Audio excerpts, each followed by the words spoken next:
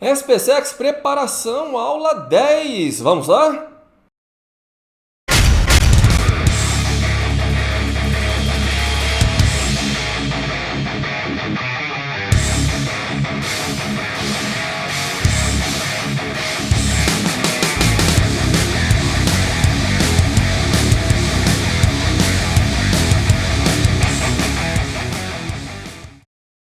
Para essa aula, nós vamos estudar o movimento circular uniforme, tá certo? Os conceitos bem simples de espaço angular, ok? Velocidade angular, frequência e período. Vamos começar? Movimento circular. Vamos começar o estudo do movimento circular falando do espaço angular e, por que não, já da variação do espaço angular. Para isso, vamos pegar aqui os eixos coordenados, tá certo?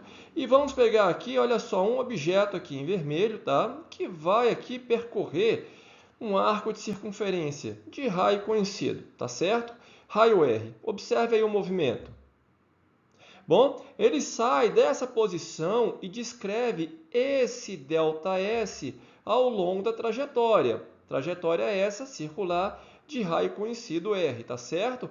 Então tá aí, olha, ΔS no raio R, ok? Bom, acontece que ao percorrer esse arco de circunferência, esse objeto também descreve um certo arco de ângulo, que eu estou chamando aqui de variação do espaço angular. Bom, ele tinha um espaço angular aqui, olha só, inicial igual a zero, e agora ele tem um certo espaço angular final, tá certo? Eu estou usando aqui a letra φ do alfabeto grego, ok?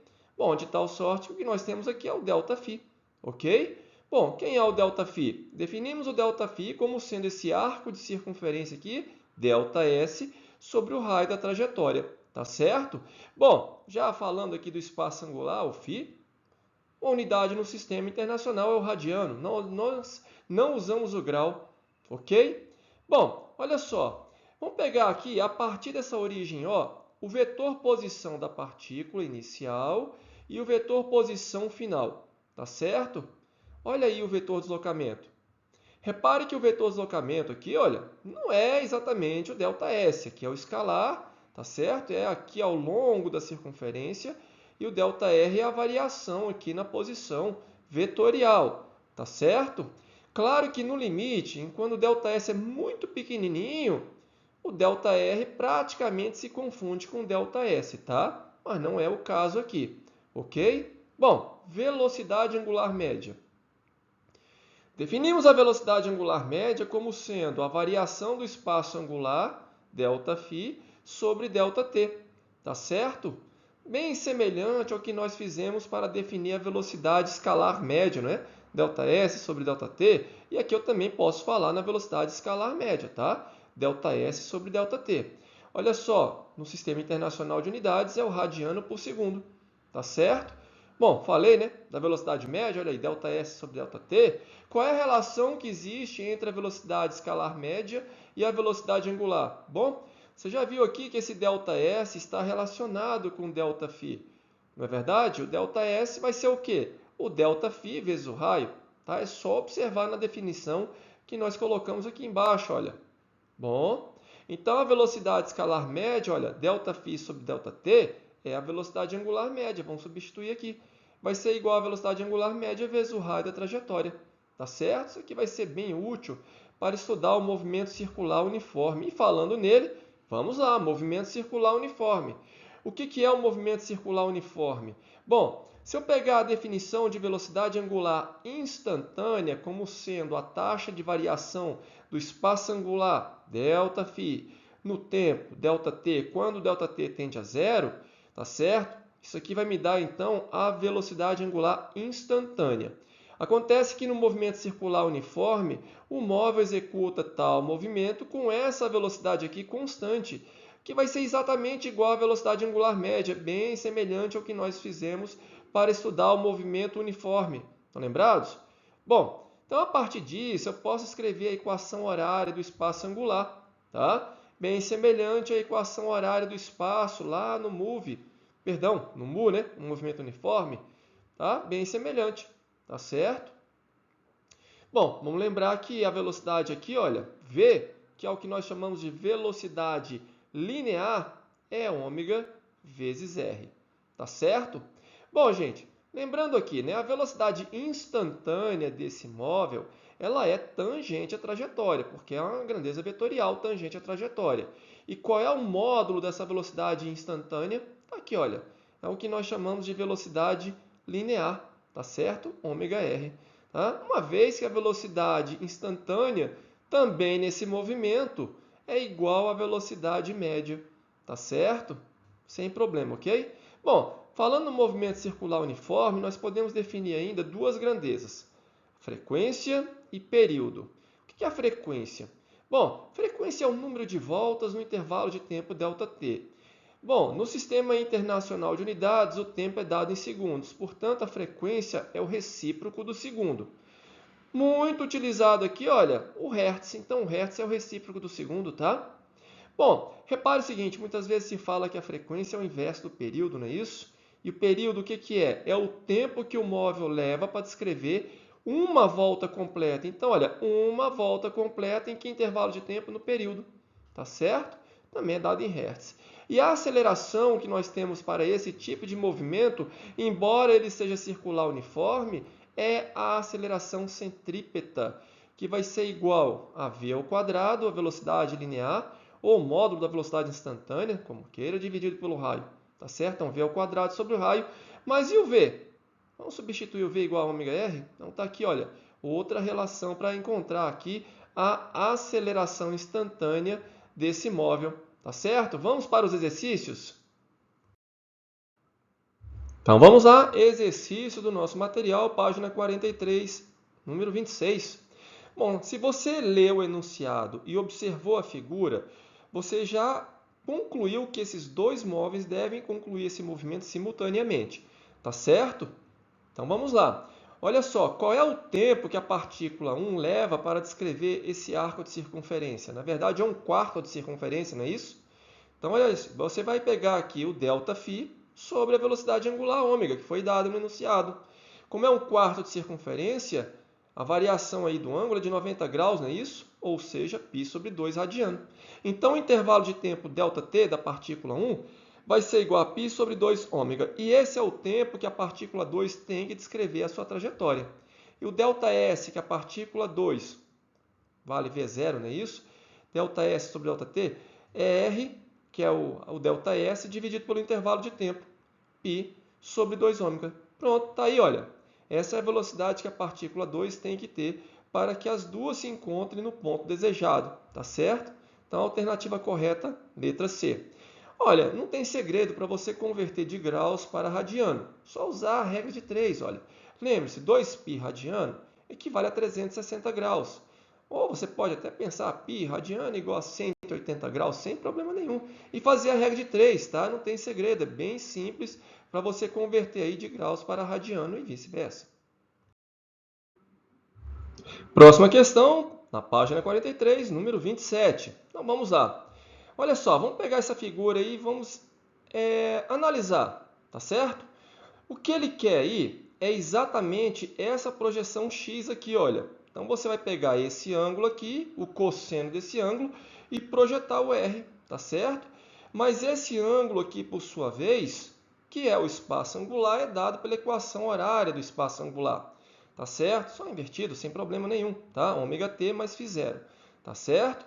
Bom, de acordo com os dados do nosso problema, nós vamos encontrar tanto o ômega como esse φ0, tá certo? Uma vez encontrado aqui o ômega e o φ0, nós vamos encontrar então a projeção.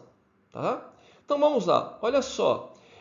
Utilizando aqui a relação da velocidade linear igual a ômega vezes r, eu posso encontrar então a velocidade angular. De acordo com o enunciado, ele te deu a velocidade escalar, tá certo? Ele também te deu o raio da trajetória. Então você encontra a velocidade angular fácil. Então π sobre 12 radianos por segundo, ok? Bom, agora eu tenho que encontrar a fase inicial ou o espaço angular inicial, tá? Os dois termos podem estar corretos sem problema nenhum, ok? Bom, o que eu tenho? Eu tenho a fase da partícula num dado instante, de acordo com o enunciado, tá certo? qual é a fase da partícula no instante dado? Aqui, olha, π sobre 2. Você está lembrado? A partícula se encontra nesse ponto, no instante dado, ok? E aí eu vou encontrar a fase inicial, ou seja, o espaço angular inicial. Está aí, π sobre 4 radiano. Então, está aí, olha, é só substituir agora aonde você tem o φ0 e aonde você tem um ômega, substituir, tá certo? Então, a alternativa correta aí, letra E. Uma questão tranquila, uma questão bem simples. Vocês vão ver depois, lá na frente, que isso daqui tem a ver com o movimento harmônico simples, ok? Próxima questão, da página 44, número 28. É um exercício de acoplamento de polias. Nós temos duas formas de acoplar polias. Uma delas é utilizando aqui uma correia, por exemplo. Tá? As duas polias, então, estão ligadas por meio aqui de uma correia, tá? Ou uma corrente, bem famoso isso aqui, né? Você vai encontrar na bicicleta, por exemplo, tá certo? Nesse tipo de acoplamento é importante que essa correia não tenha dobras, tá? Para garantir que em todos os pontos aqui dessa correia, inclusive aqui na periferia das polias, a velocidade seja a mesma, tá certo? Se a velocidade é a mesma, então a velocidade linear na periferia aqui, olha, da polia A, tem que ser igual à velocidade aqui, olha, linear na periferia da polia B. Uma vez que as duas velocidades são iguais, então aí a correia está bem esticadinha, não tem dobras, tá certo? Então você pode garantir que a velocidade angular, tá certo, da polia A vezes o raio da polia A vai ser igual à velocidade angular da polia B vezes o raio da polia B. Bom, e aí você tem uma relação também da frequência. O que é a velocidade angular? Δφ sobre ΔT. Se o movimento é circular uniforme, o Δφ vai ser igual a 2π radiano, não é isso? Para dar uma volta completa, e o tempo gasto é exatamente o período. E aí aquela história de dizer que a frequência é o inverso do período, então você também tem uma relação entre a velocidade angular e a frequência, 2πf. Tá certo? Não é à toa que muitas vezes esse termo aqui, ele também recebe o nome de frequência angular. Tá certo? Sem problema, velocidade angular, frequência angular. O fato é que você agora também tem uma relação dos períodos, tanto de A quanto de B, e também da frequência, tanto de A como de B. Como ele quer a frequência, vamos substituir então. Então, tem aqui 2πFA, RA, igual a 2πFB, RB. O 2π, você pode simplificar dos dois lados a igualdade, então, simplesmente, você vai ter, então, no caso do nosso exercício, F1 vezes R1 igual a F2 vezes R2. Tá certo? Ele deu aqui a frequência da polia 1, não é isso? 3.000 rotações por minuto. Não é sistema internacional, porque no sistema internacional utilizamos aí o recíproco do segundo, o Hertz. Mas é unidade de frequência. Então, está aí, 3.000 rotações por minuto, vezes aqui o raio da polia 1, vai ser igual à frequência da polia 2 vezes o raio da polia 2. É importante que esses dois raios estejam na mesma unidade, tá certo? E aí, nesse caso, a frequência que você vai encontrar vai ter a unidade da frequência do primeiro, tá certo? No caso, 750 RPM, então a alternativa correta, letra E, ok? Uma outra forma de você acoplar polias é utilizar aqui um eixo comum. Então, claro, se você gira a polia A polia B gira também simultaneamente, no mesmo ângulo, tá? Por isso que eles terão a mesma velocidade angular, tá certo? Eles escrevem o mesmo arco de ângulo no mesmo tempo, tá certo? Então, consequência, terão a mesma frequência, terão o mesmo período, mas nesse caso aqui as velocidades em suas periferias não serão iguais. Aí tem uma relação, tá? É só utilizar ômega igual a V sobre o raio, não é isso? Então, ômega A, VA sobre RA, ômega B, VB sobre RB, pronto, acabou. Aí você também tem uma relação aqui para encontrar a velocidade linear, ok? É uma questão muito clássica, essas questões são muito tranquilas, muito simples de resolver, tá certo? Próxima questão, então, da página 45, questão de número 29. Então, vamos lá. Eu comentei a respeito dessa questão lá na aula de movimento uniforme, quando eu falei de velocidade relativa. Eu não sei se vocês estão lembrados. E aqui eu vou usar a mesma ideia de velocidade relativa, tá? Só que eu vou usar a velocidade angular relativa, ok? Bom, mesmo sentido a gente subtrai, não é isso? Então, vamos pegar ômega A menos ômega B. Então, é como se o B tivesse parado com relação à pista e o ômega A dando a volta aí para encontrar o ômega B, a partícula B novamente. Então, o ângulo descrito, 2π, para dar uma volta completa. E o tempo de encontro, de acordo com o texto, 40 segundos, não é isso? Então, você vai ter aí ômega A menos ômega B igual a π sobre 20 radianos por segundo. E no mesmo sentido, ou melhor dizendo, no sentido oposto, você soma, não é verdade? Então tá aí, olha, ômega A mais ômega B igual, mesma ideia. O ângulo descrito para que uma fique parada e a outra dê a volta, é 2π. Só que o tempo agora é mais curto, 10 segundos. Claro, sentidos opostos, elas vão se encontrar mais rápido. Então você vai ter aí ômega A mais ômega B igual a π sobre 5 radianos por segundo. Você tem aí um sistema para resolver, um sistema bem simples, tá? Como é que você resolve? Sei lá, olha, soma as duas equações. Se você somar as duas equações, ó, o ômega B some, não é isso? Então você vai ter 2 ômega A. 2 ômega A vai ser igual então a π sobre 20 mais π sobre 5. Então você vai encontrar o ômega A valendo π sobre 8 radianos por segundo.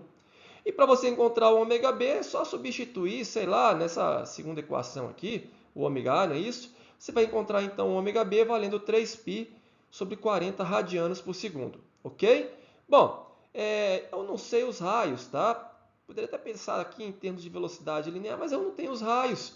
Então, por isso que eu achei aqui em termos da velocidade angular. Isso porque ele quer, na verdade, a razão entre as velocidades lineares, não é isso? VA sobre VB. Bom, VA é ômega A vezes RA, VB, ômega B vezes RB. Vamos substituir o que nós encontramos aqui anteriormente? Então tá aí, olha, 5RA sobre 3RB, o que me dá como alternativa correta a letra C. Tá certo? Uma questão bacaninha, hein? Bem legal, bem interessante aí que foi cobrado nesse concurso. Tá certo? Página 45, questão de número 30. Essa questão é um repeteco da questão anterior que nós falamos aí de acoplamento de polias, tá? É só aplicar diretamente aí a relação FA, RA igual a FB vezes RB. Tá certo? Então você tem aí o que foi dado no enunciado, só substituir, você vai encontrar então a frequência de B, 90 RPM, o que me dá como alternativa correta letra D. Ok? Bom, se você percebeu, nós concluímos aí a resolução dos exercícios dessa primeira parte. Mas isso não significa que nós concluímos essa primeira parte de cinemática, vetorial, escalar, porque ficou faltando ainda falar do movimento circular uniformemente variado.